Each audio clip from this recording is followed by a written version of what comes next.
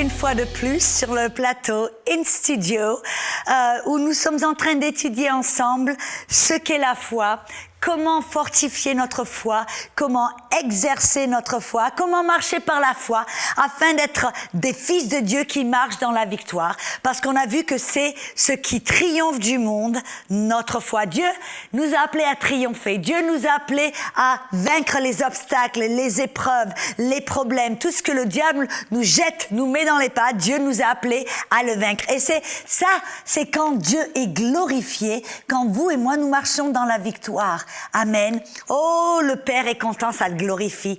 Comme il était glorifié au travers de tout ce que Jésus faisait et disait. Amen. Mais bien sûr, je rencontre, on a vu que la foi, amen, la foi, quand on croit, qu'on reçoit, c'est notre foi, la foi s'exprime. Et je vois très souvent des gens qui sont dans la foi. Ils savent que la guérison, exemple, est la volonté de Dieu. Ils savent qu'ils ont reçu la guérison, mais il paraît que leur foi ne produit pas la manifestation, ne produit pas la guérison. Et très souvent, la première chose que les gens vont leur dire, c'est « t'as besoin de plus de foi » ou « tu n'as pas de foi ». Et les gens me disent « Mais non, mais je crois, j'ai la foi. Je sais que la guérison est la volonté de Dieu. Je sais que j'ai reçu ma guérison. On a prié pour moi, on a imposé les mains sur moi. Je sais que je suis guéri. Mais pourquoi est-ce que ma foi ne semble pas fonctionner? Et voyez, on doit découvrir, Roger, pourquoi. On va avoir une réponse à cette question. Alors, restons branchés ensemble pour découvrir pourquoi est-ce que des fois, la foi ne fonctionne pas. Si, bien sûr, vous avez la foi. Bien sûr, on sait qu'il y a des personnes qui ne seront pas guéries parce qu'ils n'ont pas la foi. Amen. Ça, bien sûr. Mais acceptons le fait que peut-être vous avez la foi, que vous savez que vous êtes guéri, que vous avez reçu votre guérison ou votre victoire. Pourquoi des fois cette foi ne fonctionne pas? Regardons un petit peu dans la Bible nous le montre. Vous vous rappelez dans Matthieu chapitre 17, versets 14 à 21. Allons-y ensemble et lisons ce passage ensemble. Ça se trouve, si vous avez votre Bible et que vous pouvez l'ouvrir sur ce passage de Matthieu chapitre 17, du verset 14 à 21, on voit que les disciples, que Jésus était sur la montagne avec Pierre, Jacques et Jean, ils ont été transfigurés, glorifiés, amen. Et bien sûr, ils sont redescendus de la montagne et là, ils ont vu un groupe de gens qui discutaient, qui étaient un petit peu se demander qu'est-ce qui se passait. Et ils disent, quand ils furent arrivés près de la foule, un homme vint se jeter à genoux devant Jésus et dit, « Seigneur, aie pitié de mon fils qui est lunatique. » et qui souffre cruellement. Il tombe souvent dans le feu, souvent dans l'eau. Je l'ai amené à tes disciples et ils n'ont pas pu le guérir. Et Jésus a répondu, race incrédule et perverse, jusqu'à quand serai-je avec vous et jusqu'à quand vous supporterai-je? Amenez-les-moi ici. Bon, premièrement, on voit que Jésus n'était pas content parce qu'il s'attendait que les disciples guérissent ce petit garçon et que Jésus avait horreur de la maladie. Son but était de détruire les œuvres du diable et de guérir tous ceux qui étaient sous l'empire du diable. Alors, Jésus n'était pas content. Et alors, ils ont amené le petit garçon à Jésus. Et Jésus, verset 18, parla sévèrement au démon qui sortit de lui et l'enfant fut guéri à l'heure même. Alors, les disciples s'approchèrent de Jésus et lui dirent en particulier ou en secret, « Et Jésus, pourquoi n'avons-nous pu chasser ce démon ?» Mais qu'est-ce que Jésus a répondu? « C'est à cause de votre incrédulité. » Je vous le dis, mais écoutez bien. Jésus a dit, je vous le dis en vérité, si vous aviez de la foi comme un grain de moutarde, vous direz à cette montagne, transporte-toi d'ici et elle se transporterait et rien ne vous serait impossible. Mais cette sorte de démon ne sort que par la prière et par le jeûne. Je lis là de la version Louis II. Remarquez ici que Jésus a répondu à leur question. Pourquoi ne pouvait-il pas guérir ce petit garçon? Pourquoi est-ce que leur foi ne semblait pas fonctionner? Pourquoi est-ce qu'ils ne pouvaient pas chasser un démon? Et Jésus a dit, à cause de votre incrédulité. Alors on se pose la question, alors qu'est-ce que c'est que l'incrédulité? voyez, la plupart des gens vont dire l'incrédulité, c'est aucune foi, un manque de foi. Les disciples n'avaient aucune foi. Ah, moi je dis, ben non, ça ne se peut pas. Pourquoi? Parce que quand vous lisez cette histoire dans l'évangile de Luc, chapitre 9, vous savez que l'évangile de Luc est le seul évangile qui est chronologique. Ça veut dire que c'est en ordre. Ça s'est passé chronologiquement. Et vous savez que dans Luc chapitre 9, c'est dans Luc chapitre 9 que se trouve le même passage qu'on a découvert là dans Matthieu 17. Mais quand vous regardez dans Luc chapitre 9, verset 1, qu'est-ce que la Bible nous déclare? Allons-y ensemble, Luc chapitre 9. Dans le verset 1, voit que Jésus avait assemblé les 12 disciples, il leur a, écoutez bien, il leur a donné pouvoir, force et autorité sur combien? Tous les démons, avec la puissance de guérir les maladies. Et on découvre en fin de compte, dans le verset 2, il les envoyait prêcher le royaume et guérir tous les malades. Et bien sûr, si vous lisez un petit peu plus loin, on découvre que les disciples sont revenus de la mission, époustouflés, ébahis. Ils ont dit à Jésus tout ce qu'ils avaient fait, tous les démons qu'ils avaient chassés, toutes les maladies qu'ils avaient guéries. Ils avaient dit même, Jésus, tous les démons sont assujettis à ton nom. Et je vous pose la question, les disciples qui sont partis dans la mission, qui sont revenus en racontant toutes les péripéties, tous les miracles, tous les signes, tous les prodiges, est-ce que vous pensez qu'ils n'avaient pas de foi? Ben non, au contraire, les disciples avaient la foi. Ils avaient la foi. Ils n'auraient pas pu chasser les démons, guérir les malades s'ils n'avaient pas eu la foi.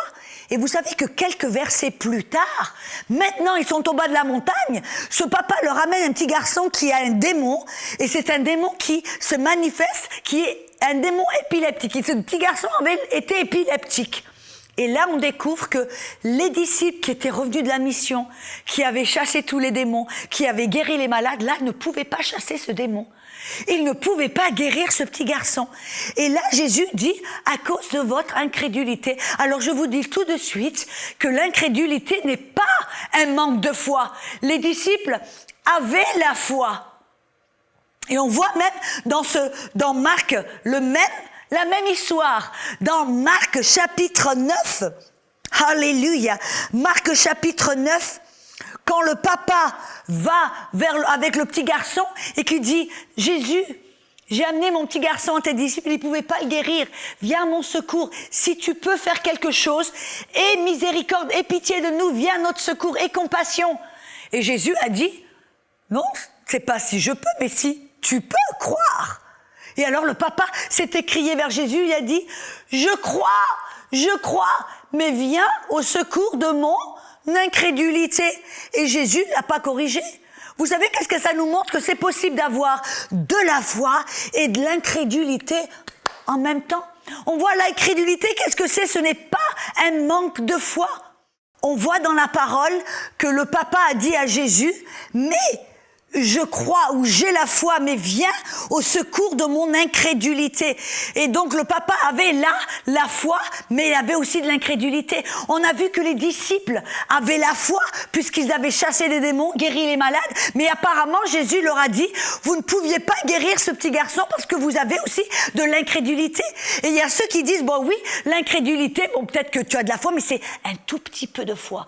Mais non, regardez dans Matthieu 17, on vient de voir dans Matthieu 17, verset 20, que la Bible dit, là, Matthieu 17, 20, Jésus a dit, si vous avez de la foi comme un grain de moutarde, vous allez parler à cette montagne et elle va se ôter et se transporter et rien ne vous sera impossible. Et Jésus a dit que vous pouvez faire l'impossible avec un tout petit peu de foi.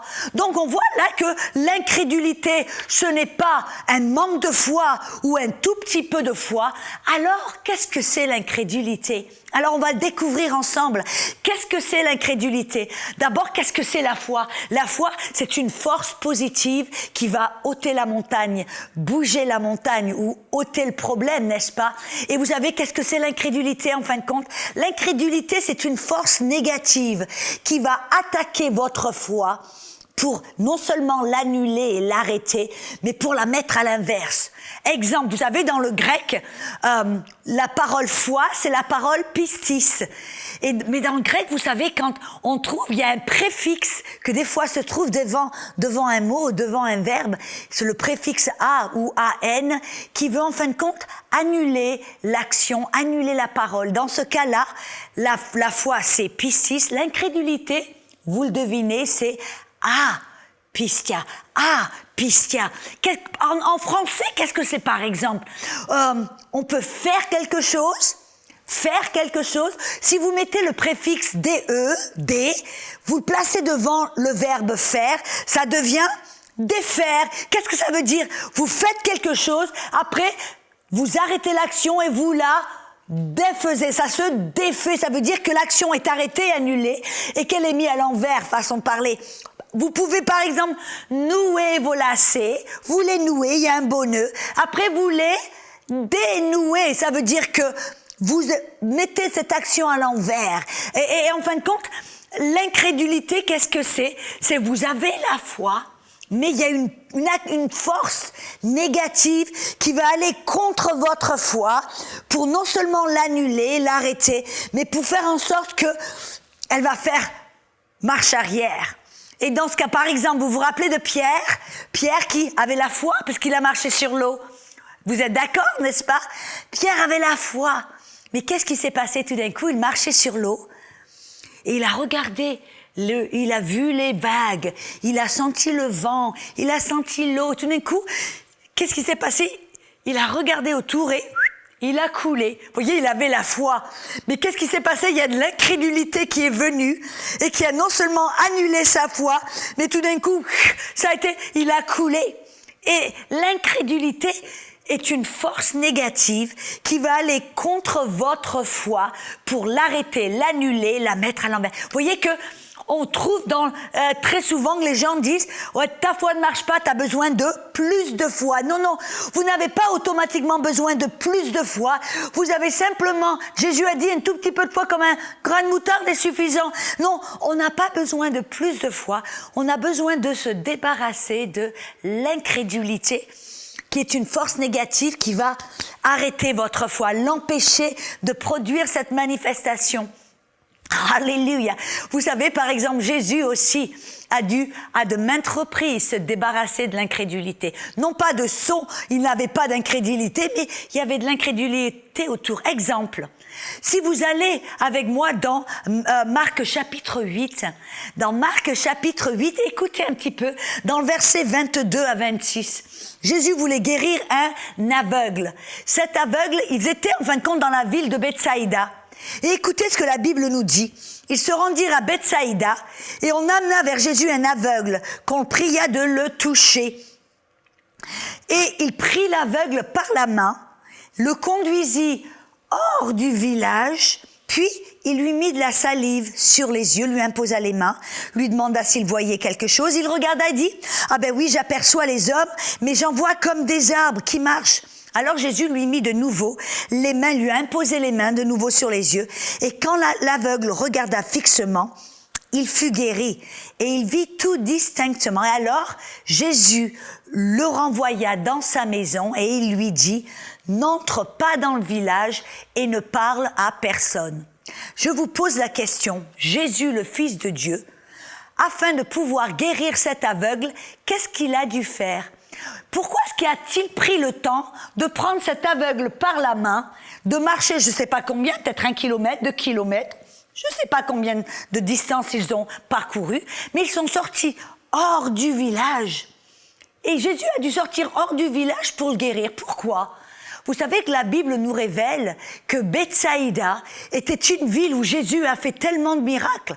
Ça se trouve en fin de compte dans Luc 10, 13. Jésus a dit « Malheur à toi, Chorazin, malheur à toi, Bethsaïda, car si les miracles qui ont été faits entre vous avaient été faits dans Sidon et Gomorrhe, ils se seraient repentis et ils se seraient couverts de cendres. » Enfin, en d'autres mots, Jésus est en train de dire que Bethsaïda était remplie d'incrédulité. Et vous vous rendez compte un peu, pour Jésus, afin de pouvoir guérir cet aveugle, il a dû, en fin de compte, sortir hors de la ville qui était remplie d'incrédulité.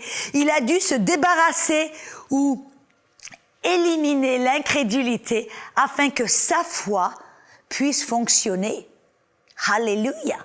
Jésus, le Fils de Dieu, a dû se débarrasser de l'incrédulité pour que sa foi fonctionne. Vous savez, c'est pour ça aussi on découvre des fois que Jésus, quand le chef de la synagogue avait sa petite fille qui mourait, vous vous rappelez? Jésus, il est arrivé près de la maison, il a vu des gens qui pleuraient, qui pleurnichaient, qui se lamentaient. Et Jésus leur dit, mais ne pleurez pas, elle n'est pas morte, elle dort seulement. Alors là, tout d'un coup, du pleur, ils sont passés au rire et à la moquerie. Et alors, qu'est-ce que Jésus a fait? Il a fait sortir tout le monde dehors. Allez, sortez tout le monde. Il a gardé avec lui que Jacques, Jean et Pierre et les parents de la fille. Pourquoi il a fait ça? Vous voyez, les gens, ils disent, bon, Jésus, il fait des choses pour nous, qu'on soit un peu confus, qu'on sache pas ce qu'il fasse, qu'il soit un peu mystérieux. Non, Jésus est tout simple. Jésus, ce qu'il a fait pourquoi? Parce qu'il savait que les gens qui pleurnichaient étaient dans l'incrédulité. Il a dit, si je dois ressusciter cette petite fille, je dois me débarrasser de toute incrédulité qui est autour. Il a fait sortir tout le monde. Vous vous rappelez aussi que les 9 disciples qui ne pouvaient pas chasser le démon de petit garçon avaient de l'incrédulité. Et Jésus ne les a pas laissés rentrer dans la chambre. Il y avait seulement Jacques, Jean et Pierre, apparemment, qui n'avaient pas ce genre d'incrédulité. Et là, il a pu ressusciter cette petite jeune fille des morts. Oh, alléluia! Donc, voyez, madame ou messieurs, mademoiselle, si vous avez de la foi, que vous avez reçu votre victoire, mais que, apparemment, ça prend du temps pour voir la manifestation, et que vous dites, mais pourquoi est-ce que ma foi n'apporte pas la manifestation? Pourquoi je n'ai pas la réponse tout de suite? Pourquoi ma foi ne semble pas marcher? Vous êtes tenté d'être découragé, vous êtes tenté de lâcher prise. Non, regardez, arrêtez-vous. Si vous savez que vous avez la foi, arrêtez-vous et dites, ma foi peut-être ne fonctionne pas parce que j'ai de l'incrédulité. J'ai une force négative qui vient, qui m'attaque, qui attaque ma foi et qui annule ma foi, qui l'empêche de produire des résultats, qui l'empêche d'amener la victoire. Amen. Et vous avez remarqué que Jésus a dit aux disciples qu'ils ne pouvaient pas chasser le démon à cause de leur incrédulité. Mais vous avez remarqué dans Matthieu 17, 21, c'est intéressant, il a dit, mais cette sorte, c'est dans la Louis II, en fin de compte, ça dit, cette sorte de démon ne sort que par le jeûne et la prière. Et vous savez, la plupart des gens, ils disent, ah ben oui, il y a un genre de démon qui est tellement puissant que même le nom de Jésus n'est pas suffisant.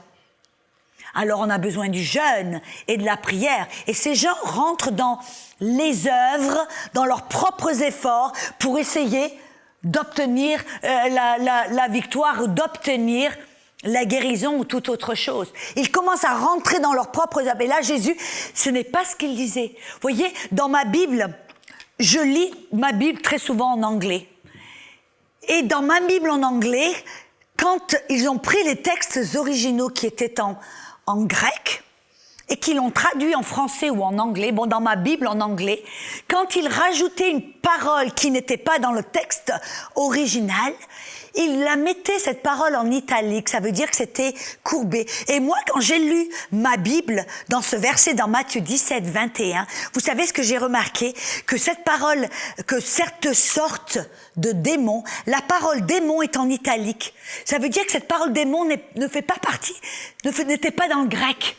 Alors j'ai regardé, j'ai lu, j'ai dit ok, cette sorte ne sort que par le jeûne et la prière. Cette sorte ne sort que par le jeûne et la prière. Cette sorte de quoi? Et vous savez qu'en fin de compte, de Jésus, il n'y a pas un genre de démon, une sorte de démon qui est plus puissant que le nom de Jésus. Vous vous rappelez ce qu'on a lu dans Luc chapitre 9, verset 1, que Jésus leur avait donné toute puissance et tout pouvoir sur tous les démons, sur toute la puissance du diable. Ils avaient la puissance sur tous les démons. Donc il n'y avait pas une sorte de démon que le nom de Jésus ne pouvait pas assujettir. Alors de quoi parle-t-il là? On se pose la question, Jésus dit cette sorte ne sort que par le jeûne et la prière. À quoi ça sert le jeûne et la prière? Pourquoi est-ce qu'on jeûne? Quand on jeûne, ce n'est pas pour forcer la main de Dieu ou pour changer des choses dans l'esprit, pour assujettir les démons. Non, non. Ça sert à quoi le jeûne? Pourquoi on jeûne? On jeûne vraiment pour crucifier notre chair. Par exemple, vous aimez manger, comme nous aimons tous manger. Mais quand on décide de jeûner, qu'est-ce qu'on se dit? Je vais pas manger ce repas. Et vous savez qu'est-ce que votre chair va dire? Votre chair va dire, je vais mourir, nourris-moi, je me sens faible, regarde un peu, je tremble, nourris-moi, je vais mourir. Et à ce moment-là, votre chair, elle essaie de vous dominer. Votre chair, elle essaie de vous convaincre qu'elle doit manger. Et alors là, voyez, si vous décidez à crucifier votre chair, vous allez dire non. Non seulement je vais jeûner ce repas, mais je vais jeûner à midi. Ce soir, on va jeûner 2 jours. Alors tais-toi, chair. Et votre chair, elle va dire, le lendemain, vraiment, tu sais, je vais mourir. 2 jours, c'est trop. Je vais mourir. Tu vas tomber malade. Et à ce moment-là, voyez, si vous voulez crucifier et dominer votre chair, vous dire non. Non seulement on va jeûner 2 jours, je vais jeûner 3 jours. Et si tu te tais pas, chair, je vais continuer une semaine. Tout d'un coup, qu'est-ce qui va se passer? Votre chair va dire, alors moi, je ferme le clapet, je me soumets. Pourquoi est-ce qu'on jeûne? On jeûne pour que notre esprit, notre foi domine notre chair. Alléluia. Alors là, Jésus, quand il dit cette sorte, ne sort que par le jeûne et la prière. Et on a vu que le jeûne, c'est fait pour dominer notre chair, crucifier notre chair. Et la prière, c'est fait pourquoi? Pour devenir plus à l'écoute de l'Esprit de Dieu, pour entendre sa volonté, pour parler avec Dieu, pour l'entendre, faire en sorte que notre esprit soit à l'écoute de Dieu. Vous vous rendez compte de ce que Jésus dit? Cette sorte ne sort que par le jeûne qui va crucifier votre chair et votre prière qui va être à l'écoute de Dieu, qui va faire en sorte que votre esprit va être plus sensible à la voix de Dieu. Alors, cette sorte de quoi? Cette sorte d'incrédulité. Pourquoi? Regardons la situation. Qu'est-ce qui s'est passé là? Les disciples, on leur a amené un petit garçon qui avait un démon, qui était épileptique. Avez-vous déjà vu quelqu'un qui a une crise d'épilepsie? Qu'est-ce qui se passe? La Bible nous le dit. Quelqu'un qui a une crise d'épilepsie, tout d'un coup, ils se jettent par terre, ils roulent, leur corps se raidit, commence à faire tout un tas de mouvements. Ils ont de l'écume qui sort de la bouche. Leurs yeux se retournent. Ils se mordent la langue. Bon, il y a tout un tas de manifestations physiques. Et je vous le demande, qu'est-ce qui s'est passé? Quand les disciples ont chassé ce démon, ont commandé à ce démon de sortir de ce petit garçon, la Bible nous le révèle qu'à l'instant même, le démon a jeté ce petit garçon par terre. Ce petit garçon s'est roulé par terre, son corps s'est raidi, il a commencé à écumer, il a commencé à se raidir. Bref. Il y avait de telles manifestations physiques. Qu'est-ce qui s'est passé? Les disciples ont regardé, ont dit, ils ont cru ce qu'ils voyaient au lieu de croire ce qu'ils déclaraient ou ce qu'ils croyaient. Ils savaient qu'au nom de Jésus, tout démon est assujetti. Ils savaient qu'au nom de Jésus, le diable devait sortir de ce petit garçon. Mais tout d'un coup, ils ont commandé. Et qu'est-ce qu'ils ont vu? Au lieu que le petit garçon soit libre, ils ont vu c'est devenu de pire en pire. Et ils ont été dominés par ce qu'ils ont vu, au lieu d'être dominés par ce qu'ils savaient. Et alors, ce genre d'incrédulité a fait en sorte, c'est quoi ce genre d'incrédulité? Être dominé par la vue et non par la foi. Être dominé par nos 5 sens au lieu d'être dominé par notre foi. Être dominé par ce que l'on voit, ce que l'on entend, ce que l'on respire, ce que l'on goûte, ce que l'on peut toucher et sentir dans notre corps. À la possibilité, en fin de compte, ce genre d'incrédulité peut faire en sorte que ça va contre votre foi. Et ça va, si vous êtes dominé par ça, ça va annuler votre foi. Vous voyez, en fin de compte, la foi, c'est une force positive qui a le potentiel de bouger ce pupitre. Mais si l'incrédulité est de l'autre côté, qui est une force négative, qui peut bouger ce pupitre du sens inverse, qu'est-ce qui va se passer? Il n'y a rien du tout, ça va être Zéro, rien ne va se passer. En fin de compte, on a vu là que les disciples ne pouvaient pas chasser le démon à cause de cette incrédulité qui était être dominée par les cinq sens. Mais on remarque aussi quelque chose d'autre que Jésus a dit, cette sorte d'incrédulité qui nous révèle qu'il y a différentes sortes d'incrédulité. Alors c'est ce qu'on va découvrir ensemble dans la prochaine émission où on va découvrir quels sont les autres genres d'incrédulité qui vont venir pour attaquer notre foi, pour l'annuler et faire en sorte que notre foi ne produise pas que ce soit la guérison ou la victoire. Amen. Alors revenez dans notre émission In Studio où on va découvrir comment marcher par la foi, comment obtenir la victoire et comment nous débarrasser de toute incrédulité. Alors moi, j'ai hâte de vous retrouver. Revenez demain.